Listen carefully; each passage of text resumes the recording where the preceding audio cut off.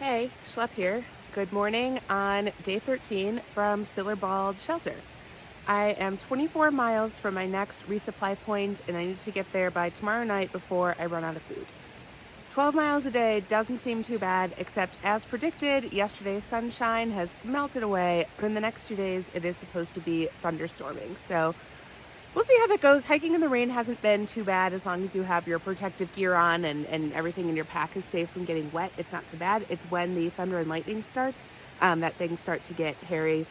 I'm going to be going back and forth between 4,000 and 5,000 feet of elevation today for all 12 miles. So I'm up early, going to start getting camp chores done, and I'm hoping to get a quick start to get as many miles in prior to the thunderstorm starting as I can. Check in later, let you know how it's going.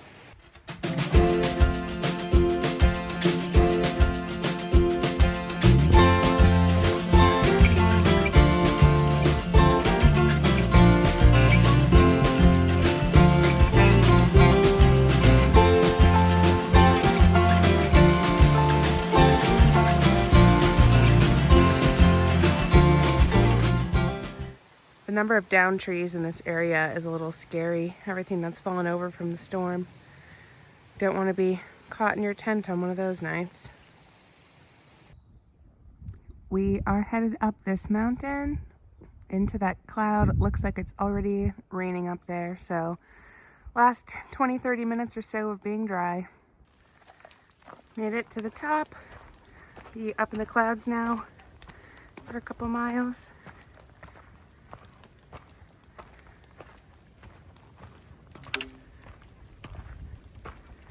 The rain started. Luckily it's only a drizzle so far, so nothing too bad.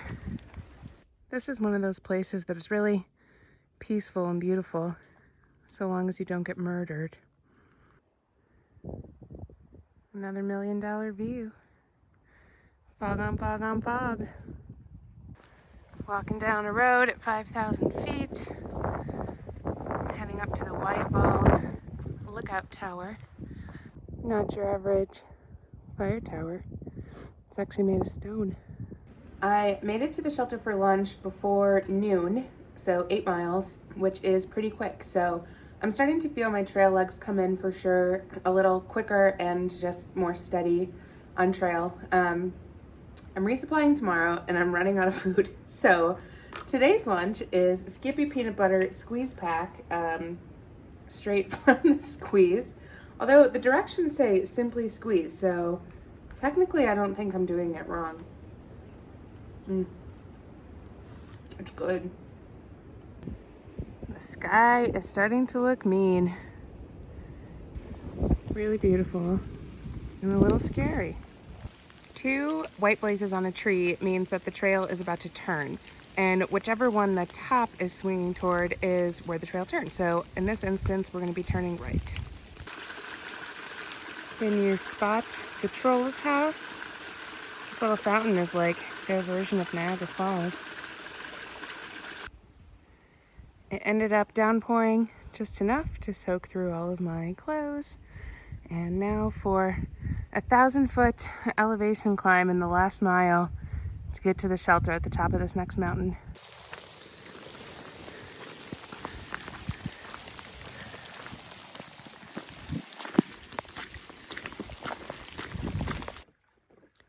Beat the major rain and set up a camp to dry off. The sun hasn't come out, but there's a nice break in the rain, so there's some semblance of a view. If you look at all this green moss, it collects on my legs, on these pants, as I'm trudging through.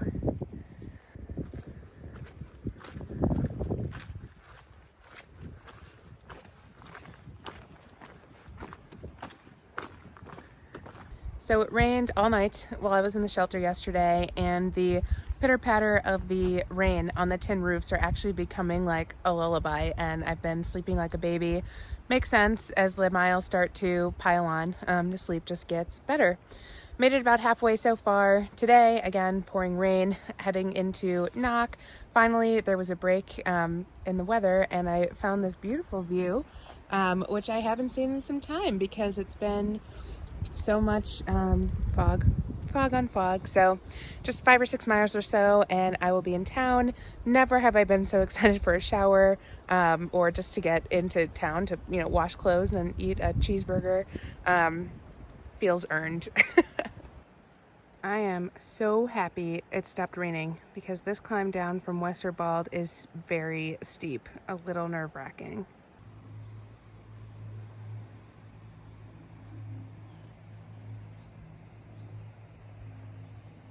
Along the AT, you walk directly through Knock, so you can hit up the general store for a food resupply. Across the street is an outfitter for anything you need to switch out or get. And on the other side is a restaurant at the river's end with great options for lunch and dinner. Definitely recommend stopping for those. However, staying at the hostel overnight, maybe not as good of an idea. It's pretty basic, not that comfortable. Being in your tent would be just as well. There are showers back here that you can use. I believe they're on coins during the thick thru hiker season so that you're able to use them without actually staying over at the hostel. So I just finished eating my granola for breakfast, and then my friend Rose said, I have 2 extra slices of pizza, thus confirming the second stomach fully available for pizza. Cheers. Cheers. So good. Hello, sun. Hello, dry path, where I'm not just stepping directly into mud puddles. I missed you, blue sky. I am now 2 weeks and 140 miles down and still feeling good. Somehow I have kind of skipped a lot of the quick knee and ankle injuries that people are starting to get, sore feet, blisters, so holding strong and appreciating it while I have it.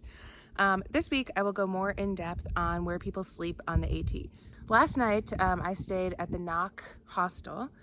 Typically when you're in town, whether it's a hostel right off trail or a hotel motel that you get a shuttle or hitchhike into town for, is when you shower, clean your clothes, wash up your gear, take some time to just rest, have some town food, get more food, etc. It's your chores and your downtime.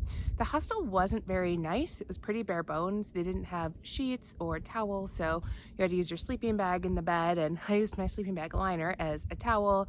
I was able to get laundry done and somewhat of a resupply, but nothing great. So I was planning on zeroing there today to rest, but on account of it not being a very nice hostel and it finally being beautiful weather, I decided to hike on. So I'm going to do about 7 miles today. It's straight uphill to the next shelter. So keep it a short day at Nero, which means an almost 0 day, since I was planning on a rest day anyway, and I'll show you what the shelter looks like. I made it to the shelter that actually looked pretty sweet, but got convinced to walk up to a bald, another mile or 2 up for a bonfire and sunset, and apparently there's some nice camping up there, so we'll see where the night takes us.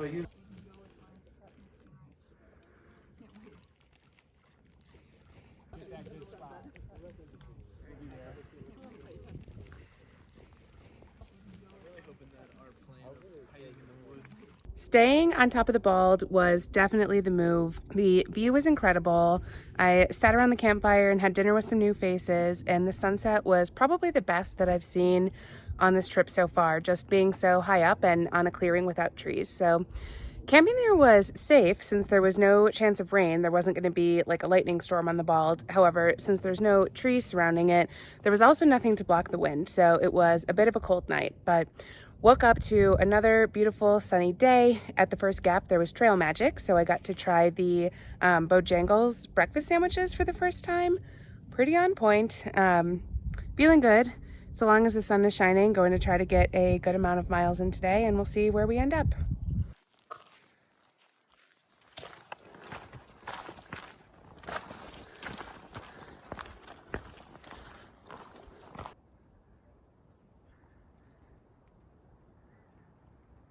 This is Cable Gap Shelter, where I initially planned to stay tonight. It's one of these smaller shelters, although classic in the sense that it has 3 walls and is raised off the ground, with the 4th wall just being open to the elements. It's a lot warmer in the shuttles than on the ground, and also it's nice to protect you from the rain, be able to get ready even if it's gross outside.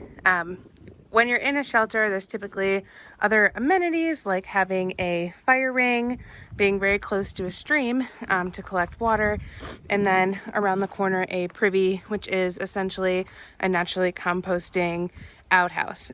So the shelters are pretty common along the AT. I'm averaging about 12 miles a day now and have typically been passing one in between when I leave in the morning and where I end up at night. So I know they get a little more far and few between as you move on, but at the beginning they're quite well spaced. If it's going to rain, you're going to find me in a shelter, but if it's nice outside, the tent is nice just to have some personal space.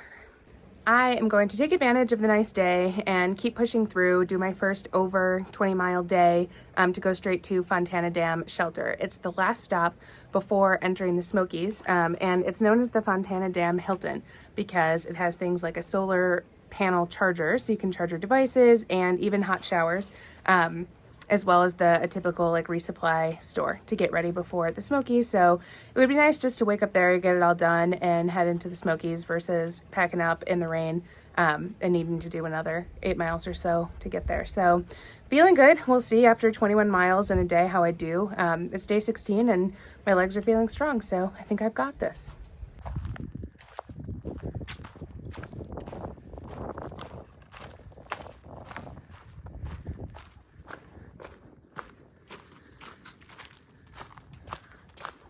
The Fontana Dam Hilton Shelter was everything it was chalked up to be. Awesome amenities. The shelter was huge, sleeps about 25 people.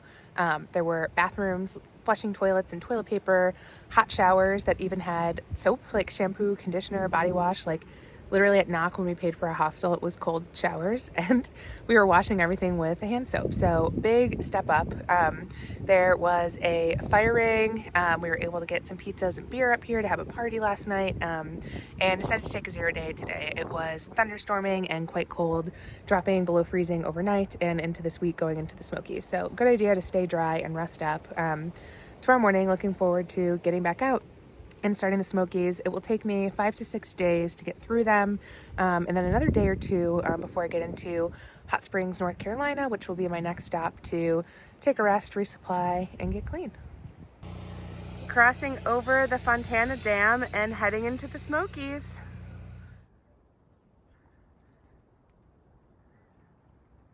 One of the differences of the Smokies is that it's permitted. So when you walk into the park, you put half of a slip in this box and you mark your anticipated start date and end date, and then you put the other half in the box at the end. Couple miles in and a couple thousand feet of elevation up. Doesn't look like there is a ton of snow on the ground, but the trail is crunchy because of all the thin layer of ice that's coating the ground. It's pretty cold. The groundwater and the water in the plants just rise up and freeze into these little stick icicles, even on this dead tree. I typically don't hike with gloves and my buff and my warm hat on. Those are usually reserved for the shelters or my tent at night to warm up, but the Smokies are living up to their reputation of being really cold. Luckily it's sunny and dry, but it's still below freezing. I've got my water filter close to me so they don't freeze, and I'm moving pretty quickly so I don't freeze. There's another shelter a couple miles up that I will stop at for lunch and give you a tour. Came up to Molly's shelter. Has a bear box, some nice icicles on the ridge, and it's made of stone. All of the shelters on the Smokies are made of stone, and they have a fireplace inside to compensate for how cold it is, and then the proper bear amenities since it's a pretty thick area for bears. Also some cables in the tree over there. Every shelter has these sign-in books that you can write who you are, when you were here, a funny story that goes along with it, cool way to track where your friends are on trail too, if you're not messaging each other. Some bad service. My sleep system in the shelter is pretty much the same as my tent. I put the Z-Rest at the bottom, the Climate sleeping pad next, and then my sleeping bag. The only difference is that it's just next to other people on the bottom and up on the top with no tent walls around it. It's meant to get down to 14 degrees tonight, so we're trying to get the fire started. It's been rather unsuccessful until Roadrunner got in here. Roadkill. Roadkill. Don't give Roadrunner any Roadrunner did not quite get it together. Woke up with a completely frozen water bottle. Last night was rough. The Smokies could be summed up so far as freezing. Last night was just a battle of getting as many people into the shelter as possible for some body heat, keeping the fire going as long as we could, and figuring out like how much clothes to wear versus take off to let the sleeping bag do its job. This morning woke up to everything frozen, can't really feel your fingers, packed up pretty quickly just to get moving. And now, again, it's like the decisions of how much clothes to wear. I'm currently wearing literally everything from sleep clothes to hike clothes to rain clothes. But you have to be careful throughout the day and make sure that you don't sweat. So peel layers off as you go. It's the sweating that, you know, once that then gets cold and wet can give you hypothermia. I'm realizing I'm definitely not the only inexperienced backpacker out here. It seems like more than not, people are just going for it and figuring it out, which is a little scary when it's this cold. It was below freezing all of yesterday and last night and should be the same today and tonight. So it is the game of hiking as far as we can, staying warm. I would like to get in and out of the Smokies as quickly as possible. So shooting for 4.5 days or so. Wish me luck. The trail is so crunchy and icy just from the morning dew freezing and the groundwater coming up. I'm so glad it's not raining. Dealing with that amount of ice on the Smoky level inclines would be quite difficult. Getting a winter wonderland feel the higher I climb, with the snow stuck to the trees, a lot of icicles on the ground, hoping none fall and hit me in the head. Looking at the cold white tips ahead is nice, aside from the fact that I have to walk up there to sleep.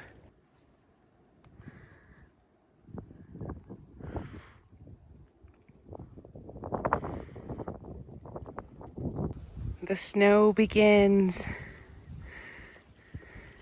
You could see it's the ridges of the mountains that are iced over. Makes you wonder why they put the shelters at the highest elevation points. I made it 16 miles today, day 2 of the Smokies, up to Siller Bald Shelter. That puts me at mile marker 195, which means tomorrow's an exciting day. I'll cross the 200-mile marker as well as be at Klingman's Dome, which is the high point of the AT. So hopefully there'll be some good views there. Coming up on 48 hours of being outside in freezing weather, so slowly learning how to deal with that. There have not been a ton of clouds or smoke in the Smokies, which is good, hopefully, for tomorrow's view to be able to see. Thanks for watching this video. You can subscribe for weekly updates, and wanted to throw out an apology that the video has been pretty shaky this week and a lot of me just holding the camera. My tripod snapped in half, but I have a new one waiting for me at the northern border of the Smokies. So more content to come.